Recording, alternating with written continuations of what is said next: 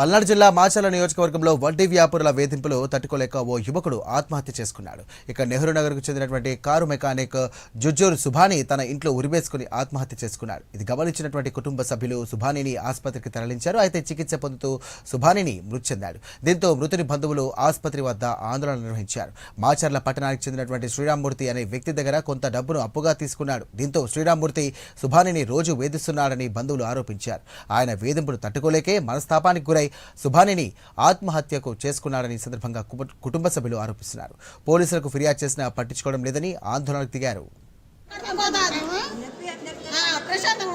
తండ్రి తల్లి తిరుగుతున్నాడు, తల్లి అంతే ఉంది. భార్య పిల్లల పరిస్థితి ఏంటి సార్? ఎవరు సార్ నడవలేకున్నాడు, కుర్చీలో పట్టుకో. ఇవాళ అందరూ ఉంటారు సార్, రేపు ఎవరు చూస్తారు? అసలు మార్చేదేంది? సరే మార్చుకుంటే మార్చుకున్నారు, కానీ ఇప్పుడు మా ముందు ఎట్లా మారింది? అసలు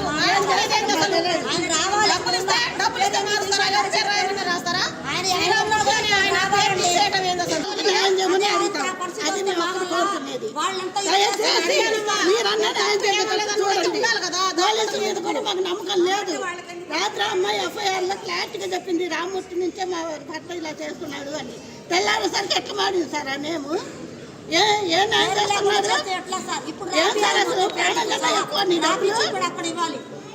ప్రశాంతంగా ఉండాలి, రావాలి సార్. ప్రశాంతంగా ఉండాలంటే వాళ్ళమ్మ చనిపోతే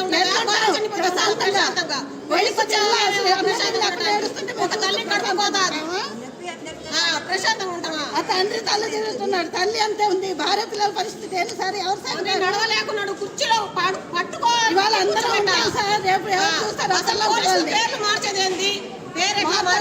సుభాని మా తమ్ముడు నిన్న రాత్రి వేసుకున్నాడు. దానికి కారణం శ్రీరామ్మూర్తి దగ్గర ఇద్దరు క్రిస్టియన్స్ ఉంటారు. దానిలు రూబేన్ ఇద్దరు హరాస్మెంట్ చేస్తున్నారు ఇల్లు ఖాళీ చేయమని. నేను 10 రోజుల కింద వాళ్ళకి ఫోన్ చేసి చెప్పాను, నాకు 1.5 సంవత్సరం టైం ఇవ్వండి, మీ పేమెంట్ మీకు ఇస్తాను, ఇవ్వకపోతే ఇల్లు ఖాళీ చేస్తామని చెప్పా. అది రికార్డింగ్ ఉంది నా కాడ. వాళ్ళు మాట్లాడిందే, వాళ్ళు నేను మాట్లాడుకున్న సంభాషణకి. పండగ వెళ్ళిన తర్వాత వచ్చి కలుస్తానని చెప్పి, ఏది సంక్రాంతి వెళ్ళిన 2 రోజుల తర్వాత వచ్చి నేను కలుస్తాను, కూర్చొని మాట్లాడదామని చెప్పారు. మా తమ్ముడిని పిలుచుకొని వస్తాను, 2 అని ఇద్దరం కూర్చొని మాట్లాడదామని చెప్పారు. సరే అన్నారు. అయినా కానీ ఈ వారం 10 రోజులలో రోజు ఇంటికాడికి మనుషుల్ని పంపిస్తున్నాయి, అంత అవసరమైంది.